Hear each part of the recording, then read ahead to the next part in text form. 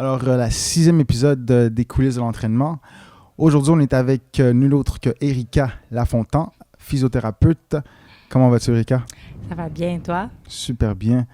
Regarde, déjà, c'est un plaisir que tu as accepté de venir dans l'émission en tant que tel. Tu es une référence de mon coiffeur Rudy. C'est très apprécié. Merci. Dis-moi. J'espère que je représente bien mes cheveux pour lui aujourd'hui. Dis-moi, je sais c'est sûr qu'on est en période de pandémie, avec tout ce qui se passe. On ne rentrera pas dans le sujet de la pandémie en tant que tel, mais comme les gens le savent, le but des coulisses de l'entraînement, c'est vraiment de connaître les spécialistes, la personne derrière le spécialiste. Et dans ton cas, c'est la première fois qu'on a une invitée qui est physiothérapeute. J'aimerais que justement, avant même de rentrer dans le domaine en soi, que tu nous parles de ton upbringing, qu'est-ce qui a fait en sorte que tu t'es lancé dans ce domaine-là en tant que tel. Et puis, c'est vraiment ça. Magnifique. Celle-là, elle me fait toujours sourire quand on me demande pourquoi je suis devenue physio. Parce qu'il n'y avait pas un pourquoi avant. Le pourquoi est arrivé pendant. Mais bon, vu qu'on me pose la question, une amie m'a appelée, elle m'a dit « T'as-tu appliqué en physio? » Je dis « OK, non, j'ai pas appliqué. » Elle dit « Applique donc. » J'ai appliqué. Ah ouais? C'est ça l'histoire. L'histoire de comment je suis rentrée en physio. Mais je suis tombée en amour avec la profession pendant que j'étais à l'université. Tout ce que je savais, écoute, je pense que c'est beaucoup demander à une jeune personne de prendre une décision à 17 ans, 18 ans de qu'est-ce que tu veux faire de ta vie. Des fois, on ne se connaît même pas. Donc, ça a été un coup de chance, au fait. Je suis rentrée en physio et puis j'ai aimé la profession pendant que je l'apprenais. Okay. Tout ce que je savais, c'est que je voulais être dans une profession de relation d'aide, puis que je voulais aider les gens à aller mieux. Puis je pense qu'à 17-18 ans, j'étais pas mal juste rendue là dans la vie. C'est sûr que c'est un choix de carrière, c'est toujours difficile. Je me rappelle au cégep, là, on dit qu'est-ce que tu veux faire, mais comme on t'a jamais vraiment essayé, donc c'est quand même un peu dur de prendre un... Oui, tout à fait. Donc malheureusement, j'ai pas eu un pourquoi qui était fort avant. Donc des fois, je fais la blague, j'ai dit le bon Dieu voulait que je sois physio. Fait que j'ai gradué toute jeune avec une maîtrise à 23 ans. Et c'était mes débuts comme physio, tout simplement. Mais il n'y avait pas plus fort que ça. Je savais juste que je voulais faire un métier où je pouvais aider les gens à prendre soin d'eux. Puis pourquoi pas médecine? C'est sûr que avec mon background, des parents haïtiens, des parents immigrants, il faut juste être... Il y a comme 5 choix de profession. Là. Il faut que tu sois médecin, ingénieur, infirmière, c'est accepté, avocat, puis j'ai oublié c'est quoi le 5e. Mais sinon, comptable. Ouais, comptable, ça passe aussi. Fait que j'avais pas grand choix. Fait que pourquoi pas médecine? J'ai juste j'aime pas trop dire que je trouvais que c'était trop dur, les études en médecine. Je sentais pas que au fond de moi, comme on dit en anglais, that I had the calling. Tu sais, comme que tu as vraiment un appel pour ça. Puis, autant que je peux être forte, autant que je peux être sensible aussi. Puis, je sais pas si j'avais la capacité émotionnelle de dealer, par exemple, avec la perte d'un patient qui décède ou des choses comme ça. Fait que je me suis posé des questions à savoir, est-ce que je voulais être dans un monde où on s'occupe de curatif, tu sais, ou d'être de l'autre côté puis d'être dans la prévention. Fait que je suis contente de me retrouver de l'autre côté où on essaie d'apprendre aux gens comment préserver leur santé. On va dire ça comme ça. Donc, c'est vraiment un choix où, en connaissance de cause, comme tu te connais, tu as pu vraiment faire un choix beaucoup plus éclairé à ce niveau-là. Puis par la suite, ça t'a permis de... J'imagine que comme tu as dit, en étant dans la profession, tu as pu voir vraiment que c'est vraiment quelque chose qui t'interpellait en tant que tel. Au fait, c'est arrivé pendant, comme je dis. Je peux pas dire qu'à 17-18 ans, je t'aurais fait un discours comme ça pour dire que c'est pourquoi que j'ai été en physiothérapie. Mais c'est un peu ça le parcours. Ça a été des circonstances comme ça. Et puis, ça la donne que je suis tombée en amour avec la profession pendant que je l'apprenais, quoi. Et qu'est-ce que tu aimes en tant que tel de cette profession-là? Parce que tu parles du fait d'être là pour aider les gens, mais dans l'aide en soi, c'est quoi que tu aimes en tant que physiothérapeute, toujours en tant que personne, en tant que femme, dans le fait d'aider les autres? Mais c'est sûr que c'est un métier gratifiant. À un moment donné, il y avait un article qui était sorti qui disait physiothérapie était dans les top 3 des métiers les plus gratifiants, dont l'autre, c'était les pompiers et tout. Je pense que ça nous donne beaucoup de satisfaction de savoir qu'on a un impact positif dans la vie de quelqu'un. Mais plus tard, avec de l'expérience, ce que je peux dire qui fait que j'adore la profession, c'est quand j'ai compris que c'est pas juste une douleur au dos, c'est pas juste une douleur à la cheville. Quand les gens nous consultent, ils viennent pour d'autres raisons, mais ils disent qu'ils ont mal au dos parce que c'est ce qu'ils ressentent. Mais ce mal de dos-là les empêche de s'entraîner. Ce mal de dos les empêche de s'occuper de leurs enfants. Ce mal de dos les empêche de jouer au soccer en fin de semaine puis de socialiser avec la famille et les amis. Donc, c'est plus qu'est-ce que le mal ou la blessure les empêche de faire. Il les empêche d'être eux-mêmes puis de s'épanouir comme personne, peu importe dans quelle sphère de leur vie. Donc, quand on comprend que on aide plus qu'un dos, mais qu'on aide une personne à être bien dans les différentes sphères de sa vie, c'est quand même gratifiant. Et comme je le dis, ce qui me fait plaisir, c'est de sentir que j'ai aidé quelqu'un à être de meilleure humeur, à pouvoir bien fonctionner, puis ça a un impact avec un effet multiplicateur. Donc, absolument, ça le fait un meilleur papa, ça le fait un meilleur comptable s'il est comptable, puis un meilleur époux, conjoint s'il ne va pas être grincheux, tu sais, cette journée-là parce qu'il avait mal au dos. Ouais. Mais ça, c'est un très bon point. Puis c'est justement, quand on avait discuté la dernière fois, c'est ce point-là que j'aime bien parce que souvent, les gens voient les choses toujours à la surface, comme tu viens de le dire, d'aider le dos. C'est pas juste le dos en tant que tel. Puis il y a une corrélation directe sur l'impact que ça va avoir sur justement l'entourage de la personne en tant que tel. Donc, automatiquement, si la personne se sent mieux, mais elle va faire en sorte que les autres personnes autour d'elle vont se sentir beaucoup mieux dans ce cas-ci. Donc, c'est bénéfique en gros à la société en général. Donc, je pense que c'est même un des aspects que je pense qu'on oublie souvent. Si on regarde la table, penser que c'est juste la table, mais c'est pas juste la table. Il y a le bois, il y a d'où vient l'arbre en tant que tel. Donc, il y a quelque chose de très philosophique aussi là-dessus. Puis même, si on ne rentre pas là-dessus, mais même de très spirituel aussi à ce niveau-là. Mais quand les gens ils vont au-delà de juste la surface, on voit que même que tout est interconnecté en tant que tel. Tout à fait. Au niveau dans ta profession, qu'est-ce que tu dirais, qu'est-ce qui te différencie justement des autres physiothérapeutes? Là, tu veux que je m'envoie des fleurs? Oh, mon Dieu, qu'est-ce qui me différencie, moi, d'autres professionnels? Ouais, ou physiothérapeute ou d'autres, tu peux dire d'autres professionnels en tant que tel, si on veut. Ben ça, c'est vaste. Mais si on va vraiment garder ça avec les physiothérapeutes. Donc moi, qui me différencie, moi, des autres physiothérapeutes. OK. La question me prend par surprise. Qu'est-ce que je pourrais dire? J'ai fait un parcours, encore une autre fois, c'est concours de circonstances. C'est pas que je l'ai planifié comme ça, les choses se sont déroulées comme ça. J'ai fait des formations de thérapie manuelle, donc pour savoir comment mobiliser les articulations dans un corps. J'ai fait des formations comme de contrôle moteur qu'on dit pour savoir comment enseigner à quelqu'un un meilleur contrôle de mouvement, donc que son cerveau prenne contrôle de ses mouvements. Puis j'ai complété un peu ma formation avec ce qu'on appelle la rééducation périnéale et pelvienne, qui est une rééducation spécifique bon, je devrais pas dire spécifique au bassin, mais qui est pour la région urogénitale. Donc, on s'occupe d'une clientèle qui a soit de l'incontinence fécale, urinaire, ou qui a des douleurs avec des relations sexuelles ou des douleurs génitales, tout simplement, pour des raisons musculo-squelettiques ou comme musculo-squelettiques, donc avec des nerfs aussi, les muscles et tout, ou un impact, ou peu importe qu'est-ce qui est arrivé.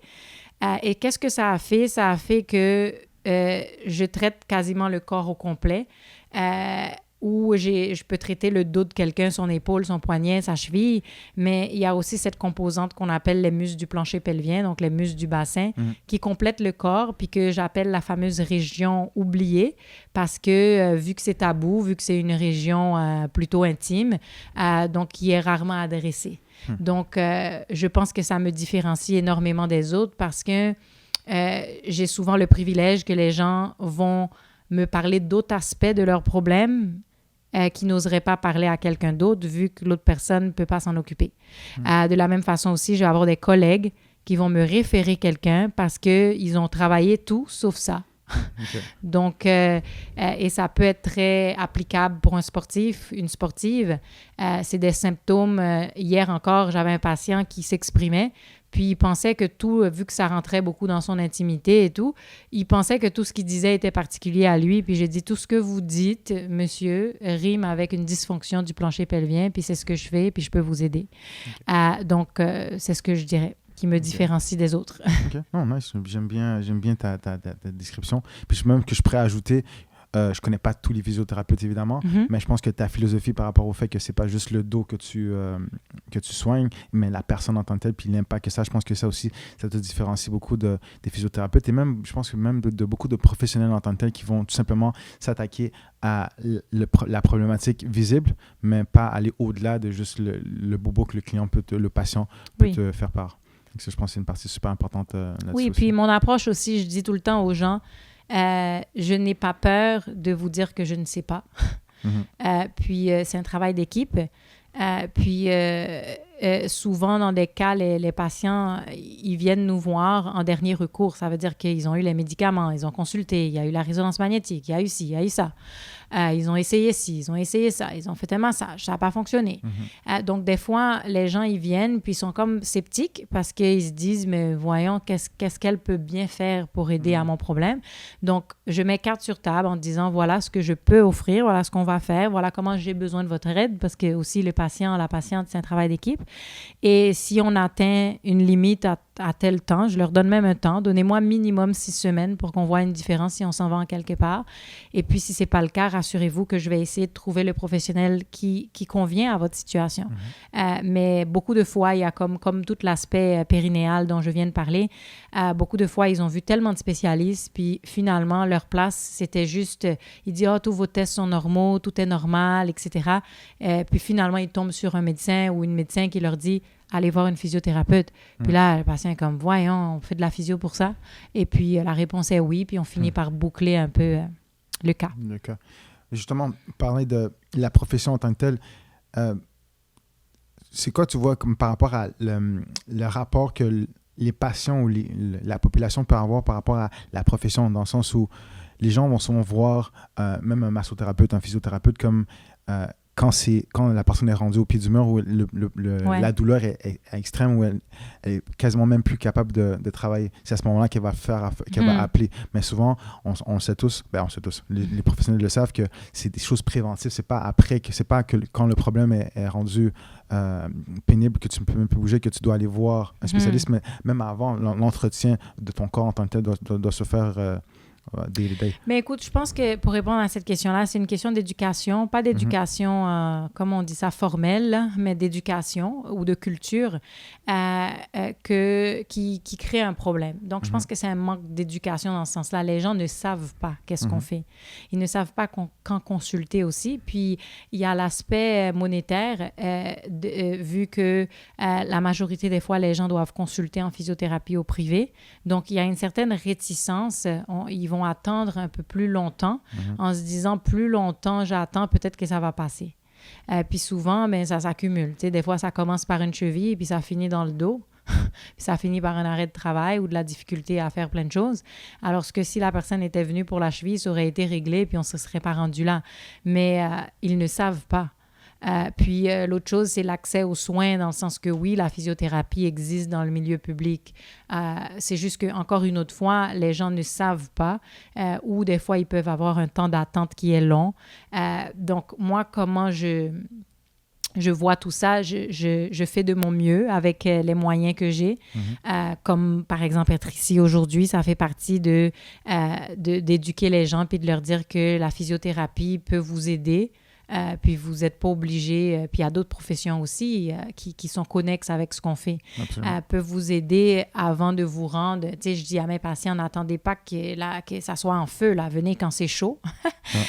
Au moins, on aura plus de chances de pouvoir vous ramener à mieux qu'avant même.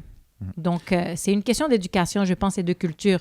Plus les gens sont habitués, leurs parents allaient en physio ou ils ont un frère, une sœur qui prend soin de son corps à ce niveau-là. Et il y a aussi une perception culturelle aussi que c'est du luxe. Comme quoi, tu vas te faire, tapoter en physio ou tu vas aller en masso. Puis même les massothérapeutes, des fois, passent dans ce bain-là comme c'est comme un temps de spa, tu sais. C'est malheureux, mais c'est pas ça. Ce sont des soins c'est des soins de santé, quoi. Ouais. Puis souvent, pour revenir avec ce que tu dis, je rappelle aux gens que, personnellement, que de prendre soin de son corps, c'est la même chose que le temps que les gens prennent pour laver leur auto. C'est le même entretien que tu prends pour laver pour ton auto, mais ton véhicule, c'est ton corps. Et si tu ne prends pas soin de ton corps, mais comme tu viens de le dire, à un certain point, il va y avoir un moment où la machine va s'arrêter. Et là, tu n'auras pas le choix justement d'aller chez le garagiste, de façon de parler, pour justement arranger les bobos. Mais tandis que si tu l'avais fait auparavant, tu n'aurais pas peut-être dépensé autant parce que tu avais... Mais j'utilise exactement le même terme. Je le dis quasiment quotidiennement. Ça me fait sourire que tu utilises l'auto. J'ai dit, si quelqu'un vous disait que votre corps, c'est le seul véhicule que vous allez avoir, puis que vous étiez pour vous rendre à 95 ans, comment voulez-vous vous en occuper? Puis je dis des fois... c'est quoi le montant que vous mettez dans une année pour l'entretien de l'auto ou, je veux pas être truc, mais pour les cheveux, beaucoup les femmes. On a parlé de mon coiffeur au début, mais le montant qu'on investit dans le soin corporel visible, parce que ça nous donne une image, c'est une gratification instantanée. Je vais au coiffeur, je me sens belle. Je peux rentrer plus profond dans ça parce que c'est important aussi de me sentir belle, puis de pouvoir m'épanouir, puis d'être une meilleure personne. Mais des fois, c'est plus facile et plus, comment je pourrais dire, c'est plus facile pour quelqu'un de dépenser pour se faire beau, pour se faire belle, dans du linge, les ongles ou peu importe, que de le faire pour le soin à l'intérieur qui est leur corps. Donc, j'utilise la même composante. C'est comme vouloir que l'extérieur de l'auto soit joli, mais on ne s'occupe pas du moteur. Oui, ça, c'est un bon point. Mais justement, cet aspect culturel, tu as parlé du fait qu'une des possibilités, une des options qu'on a, c'est l'éducation. Quels sont les autres véhicules que tu penses qu'on pourrait comme mettre en place pour faire en sorte que les gens puissent créer cette prise de conscience, en fin de compte, de prendre soin d'eux-mêmes? Moi, un aspect que je trouve toujours dommage, parce que quand on regarde le Super Bowl, par exemple, c'est très populaire, OK? Mais c'est drôle que je fais cette analogie-là parce que ils montrent jamais les coulisses de que vivent les joueurs professionnels. Puis ils ne jurent que par leur professionnel de la santé sportive. Donc, je pense que ça, ce serait un exemple qui touche tout le monde. Combien de millions de Nord-Américains qui regardent le Super Bowl, par exemple.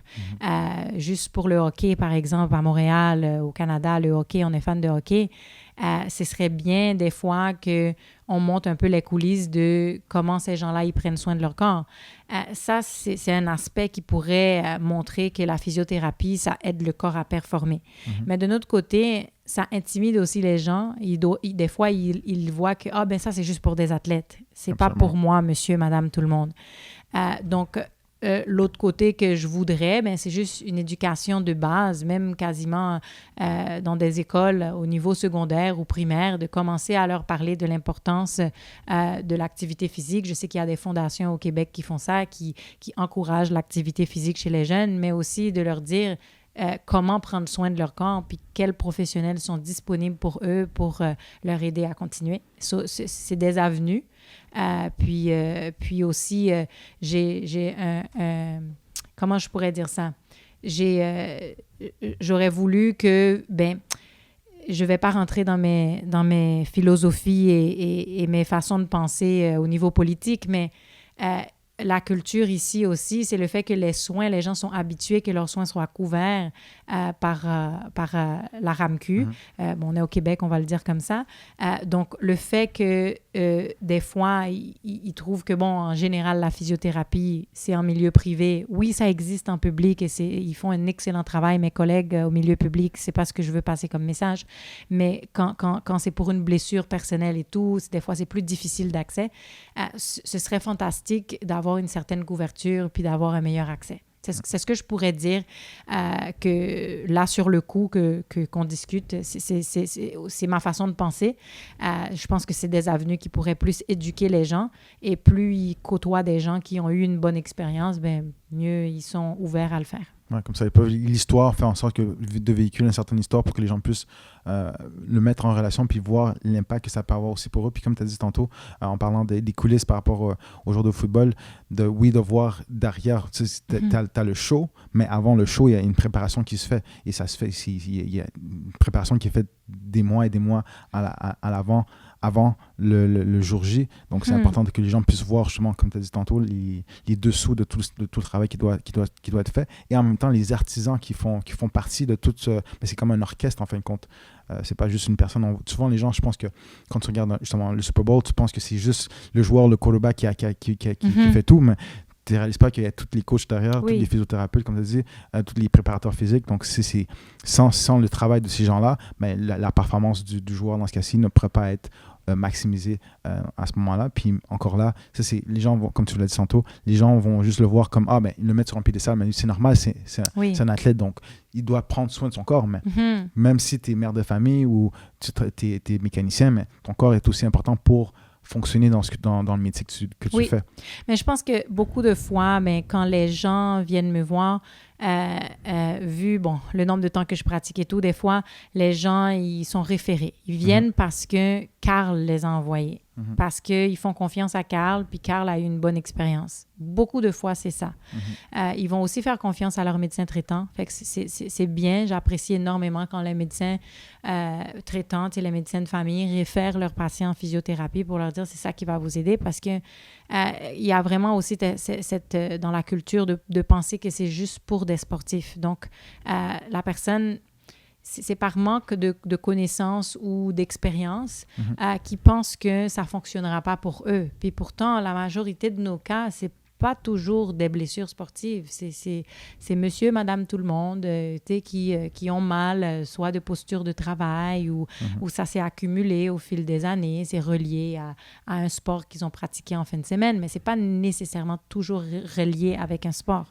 Donc, même tous les soins qu'une femme, par exemple, devrait recevoir pendant grossesse puis post-accouchement, qui est vraiment... wow! En tout cas, je pourrais en parler une heure là-dessus. Il y a beaucoup de sujets. Il y a beaucoup de clientèle qui ont besoin de soins et d'attention et les gens ne savent pas. Donc, c'est par manque d'informations. Puis, est-ce que selon toi, justement, est-ce qu'il y a un manque de workforce dans le milieu où la population n'est pas assez... il y a trop est-ce que la population, on est surpeuplé ou il n'y a juste pas assez de personnes qui sont... Très bonne question. On est choyé au Québec. On a pas mal... 1, 2, 3, 4, 5... On doit avoir 4 ou 5 universités qui forment des physiothérapeutes.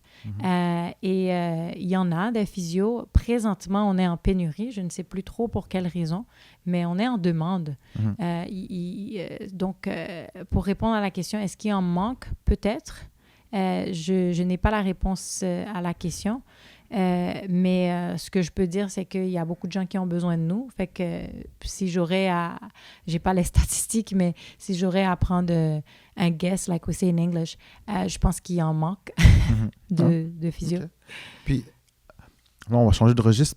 Par rapport à ton style de vie, parce que je sais que lorsqu'on avait discuté quand j'étais venu te voir ta clinique, tu parlais du fait en tant que physiothérapeute, tu voulais pas seulement faire ta profession, mais aussi toi-même être, comment tu pourrais dire en bon français, là, d'être back your words, dans le sens où un exemple. Tu vas être un exemple, sûrement, comme on dit. Un vrai leader, c'est pas juste quelqu'un qui dit de faire quelque chose, mais le leader en tant que tel va le faire lui-même. Donc, de prendre soin de toi, de t'entraîner, de manger santé. Donc, parle-moi par rapport à cette philosophie de tout ce cercle de prendre soin de toi, donc qui fait en sorte que quand tu prodigues des conseils, mais c'est aussi des choses que toi-même tu fais de ton côté. Je pense que ça part un peu de loin, dans le sens où la santé est devenue importante pour moi parce que j'ai perdu des membres de ma famille. J'étais jeune quand c'est arrivé et eux aussi étaient jeunes pour des raisons de santé qui, normalement, pourraient être bien gérées avec de l'entraînement puis avec la nutrition, etc. Donc, il y a aussi au fond de moi que j'aimerais préserver ma santé pour des raisons personnelles ou des valeurs ou des croyances personnelles. Si je veux être capable d'accomplir quelque chose dans la vie, il faut que je sois disponible et en santé pour le faire. Donc, ça commence avec le soin de moi. C'est comme si je veux accomplir des choses, il faut que je sois bien moi. Mais de notre côté aussi, je pense que c'est important, puis je ne critique pas personne, ni je ne juge pas personne par rapport à est-ce qu'ils prennent soin de eux ou pas. C'est difficile de prendre soin de soi. Mais oui, c'est quelque chose que j'accorde beaucoup d'importance ou de la valeur. Je ne peux pas m'attendre à motiver ou à dire à mes patients de faire quelque chose quand moi, je fais l'inverse. C'est juste des principes de base. Leadership starts, at home, puis c'est d'être un leader par exemple. Donc, il y a une expression de prêcher aussi. Je fais ce que je prêche. Donc, c'est un peu ça. Pour moi, c'est comme dire le ciel est bleu, la terre est ronde. Là. It's obvious. C'est comme... mais par contre, comment je pourrais dire ça? Je ne vais pas nécessairement pas apprécier ou respecter quelqu'un qui ne s'occupe pas d'elle-même. Il faut comprendre que... les raisons pour lesquelles quelqu'un ne s'entraîne pas ou les raisons pour lesquelles quelqu'un ne mange pas, c'est profond. Et ça demande des fois de l'aide psychologique, des fois, parce qu'il y a des raisons. Des fois, c'est juste parce qu'on ne le sait pas. Mais il y a des gens aussi, c'est parce que c'est des stratégies, comment on dit ça en français, des coping mechanisms. C'est des stratégies pour rester en vie qui ne savent pas que s'entraîner, manger bien pourrait donner un meilleur bienfait. Ou c'est plus difficile pour eux, question de discipline ou... Comment je pourrais dire? Je dis tout le temps, au fond de la personne, il y a des raisons bien plus profondes qu'on ne sait pas, puis que les gens ne sont pas nécessairement prêts à partager. Donc, oui, j'essaie de lead by example, mais je vais être la première aussi à être authentique avec les gens autour de moi, de leur dire que j'ai des journées que je m'entraîne pas, j'ai des journées que je mange une poutine bien grasse avec extra sauce puis fromage. Puis, donc, comment je vois ça? J'essaie de me dire que je vais faire de mon possible tout en étant pas en restriction, mais d'être en paix avec moi-même. Dans le sens que s'il m'arrive de quoi demain matin, moi, je sais que j'ai essayé. Donc, c'est juste un principe de vie pour moi. Puis je l'applique dans plein de sphères de ma vie, tout simplement. Mais c'est comme ça que je pourrais répondre à la question de commencer par moi-même. Mais j'ai comme tout le monde, eu ou a des difficultés, puis des journées plus dures que d'autres, puis que je fais pas ce qu'il faut faire. Non, c'est ça. Puis même, tu parles de quelque chose de super important parce que souvent, comme je suis entraîneur, les gens nous voient comme « Ah, ben c'est normal que tu es supposé être fit, parce que c'est ça que tu fais de ta vie. » Mais on oublie qu'on est humain aussi à la base. Donc, des moments où il peut y avoir des situations dans la vie qui font des niveaux de stress ou peu importe. Et puis moi, dans mon parcours, par exemple, je veux dire, quand j'ai commencé à m'entraîner, j'avais 17-18 ans. Je me suis entraîné, puis après, pour des raisons X, il y avait un moment où, quand j'étais au cégep, je faisais beaucoup trop d'argent. Et puis là, j'ai pris ça comme si j'étais rendu le roi du monde. Donc, tout ce que je faisais auparavant, je l'avais laissé aller. Donc, je commençais à manger au restaurant à la place de manger de la bouffe normale. Et puis, j'ai pris un certain poids après un certain temps. Donc, en gros, c'est qu'il y a toujours des up and down. Et les gens oublient que la vie, c'est justement, ça fait partie de la vie d'avoir ses hauts et ses bas.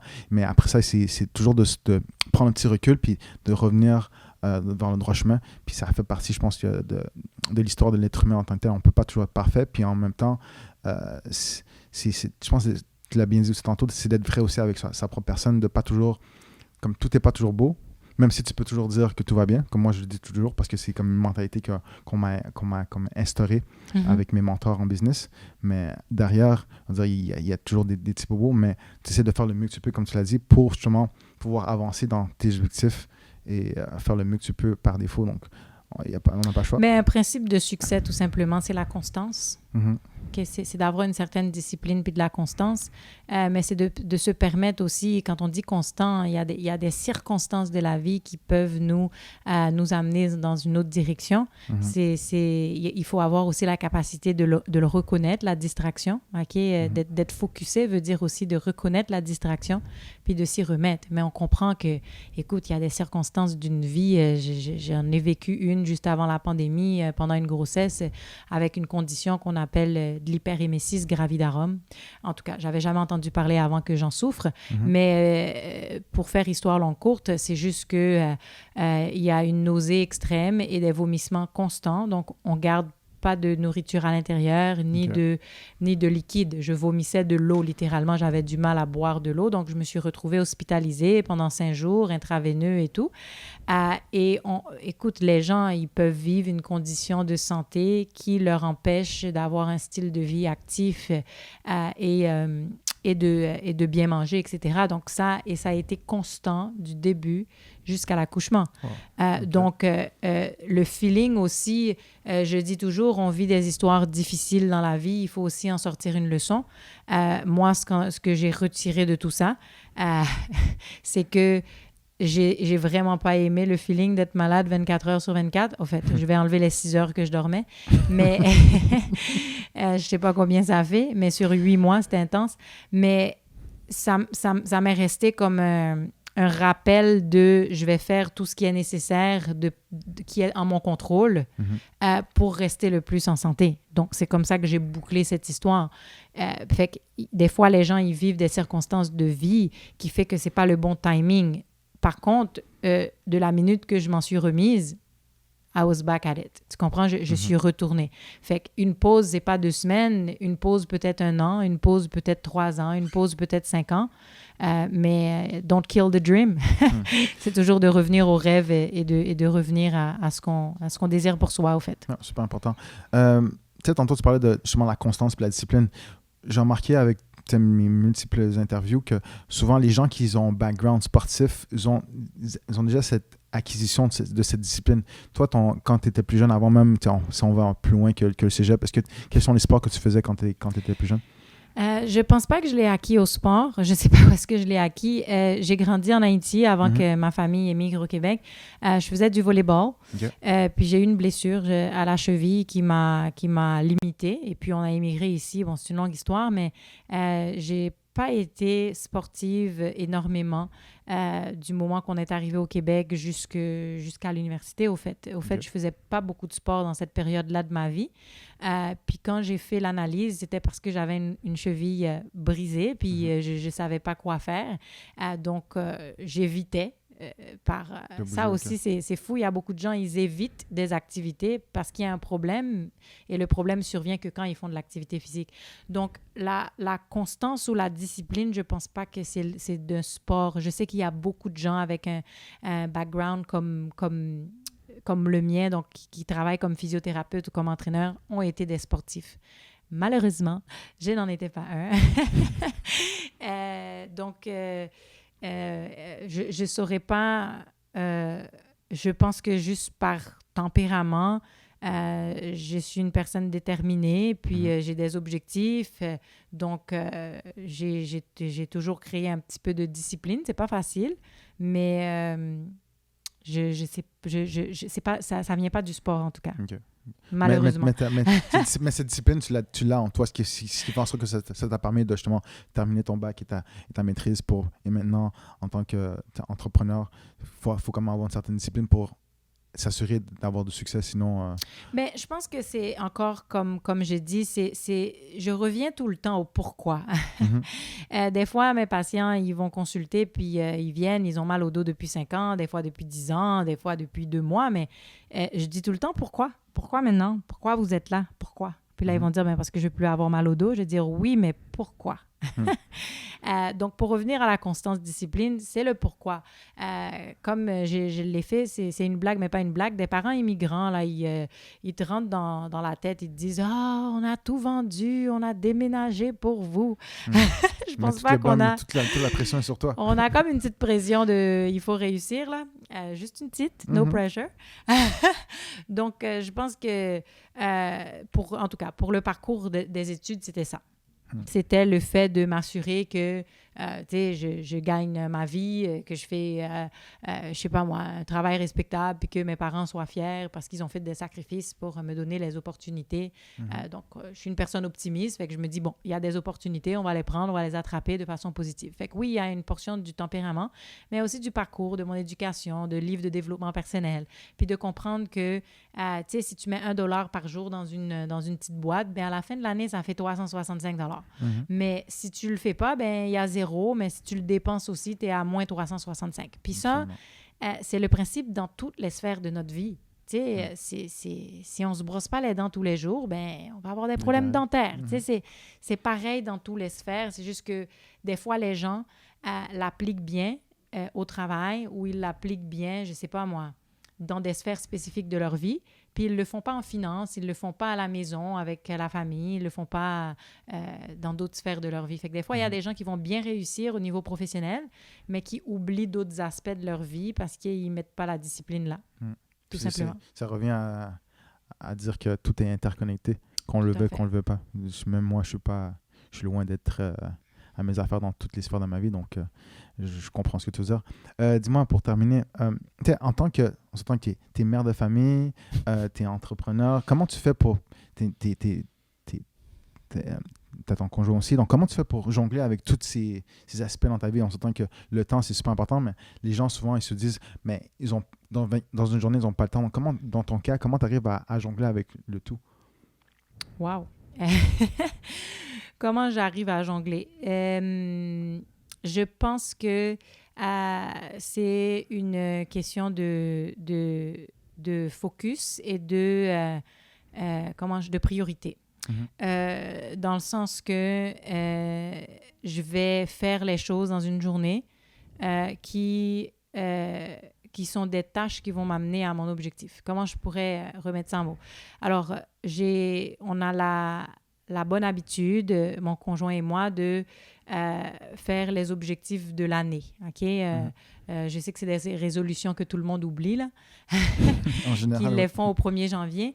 Mais on a fait nos objectifs sur 5 ans, nos objectifs sur 10 ans, ou les objectifs pour l'année.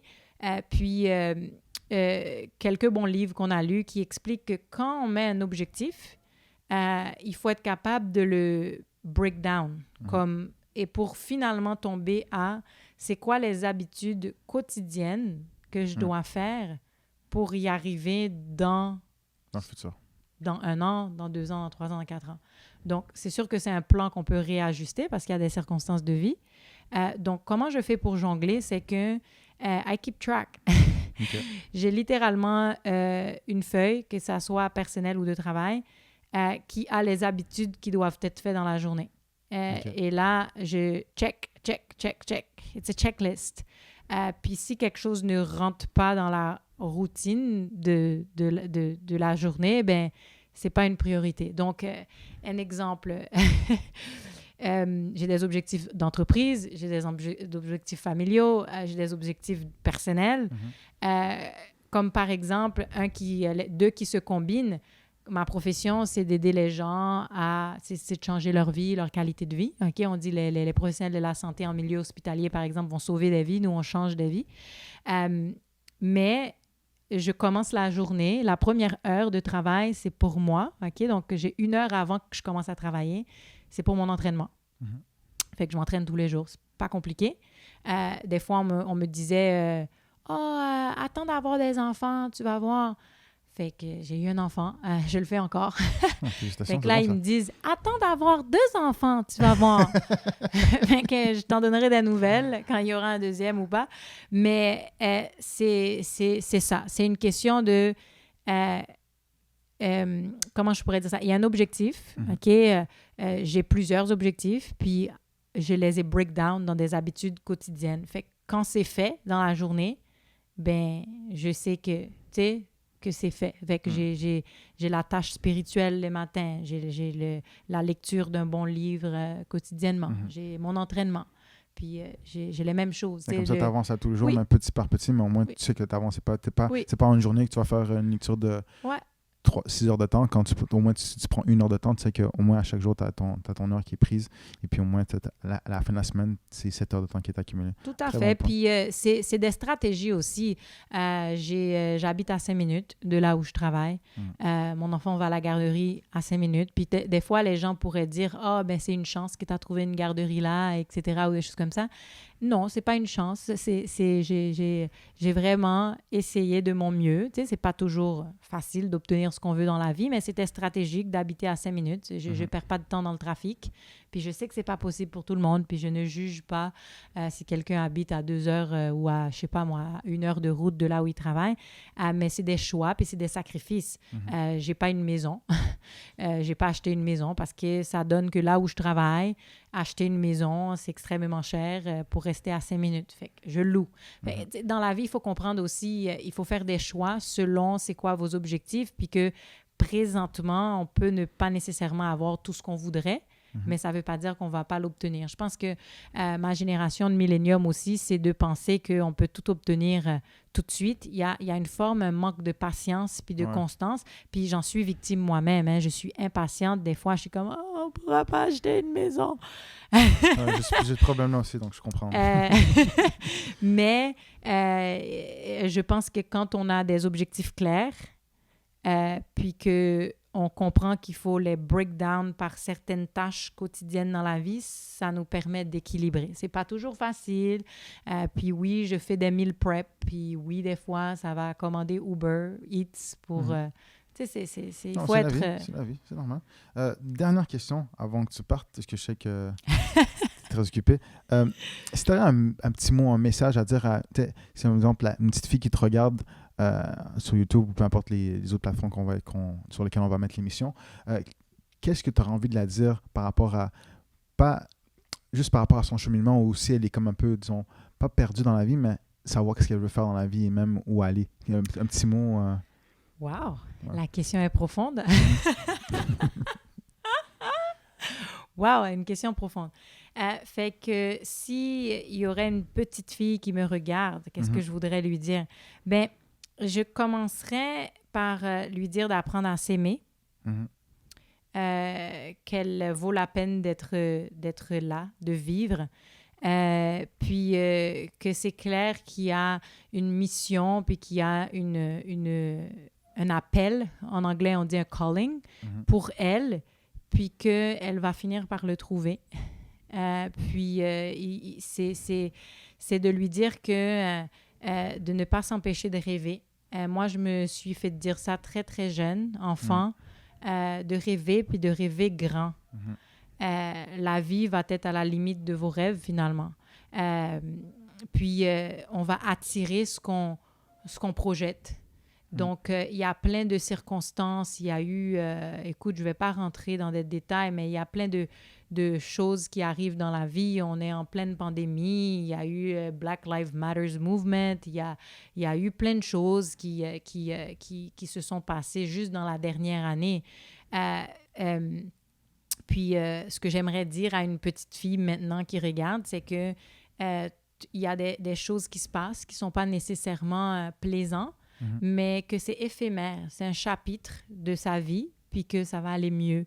Donc, de rêver à toute capacité, les plus grands rêves qu'elle aimerait dans sa vie, puis que c'est possible. Il faut juste l'écrire. Il y a le pouvoir d'écrire qu'est-ce qu'on aimerait. C'est fou, hein? Moi, je suis tombée sur des notes de des choses que j'ai écrites, puis que j'en revenais pas que je les avais écrites, puis qui sont arrivées. Donc, je lui dirais de rêver grand, et puis de ne jamais abandonner et de résister au découragement, parce que il va avoir des découragements. Puis il suffit d'y croire dans son rêve, puis elle va y arriver. Ah. Merci beaucoup. merci encore. Puis Erika, c'est un plaisir de t'avoir dans les coulisses de l'entraînement. Oui. Puis les gens vont pouvoir rester en contact avec toi sur tes plateformes, que ce soit à ta clinique. On les mettra dans la description de l'émission. Oui. Sinon, je te souhaite bon succès et bonne continuité dans ce que tu fais. Je sais que c'est quelque chose de... Il y a beaucoup de challenges dans ton domaine. Et puis, encore une fois, bonne chance et puis merci encore d'être venu. Alors, merci. Je voulais juste dire merci de prendre le temps de m'inviter. Puis je sais que je t'ai dit que j'étais un petit peu nerveuse. Je vais être authentique de parler de la physiothérapie. Puis, mais c'est de dire aux gens aussi, on est plusieurs physiothérapeutes puis qui peuvent chercher un ou une physiothérapeute qui sont proches d'eux. Puis c'est ça, je pense que la majorité des gens qui choisissent cette profession-là, ils le font pour les bonnes raisons. Ce qui est d'aider les gens à améliorer leur qualité de vie, puis de ne pas sous-estimer à quel point qu'une douleur qu'ils ont peut limiter justement leurs rêves. Ils vont s'arrêter de faire des choses parce qu'ils ont mal. Donc, c'est ça l'impact que la physio peut avoir sur leur vie. Ou d'autres professionnels de la santé qui font des choses similaires que nous. Très apprécié. Merci encore. Merci à toi. Bye. Bye. Ah, t'étais la lumière.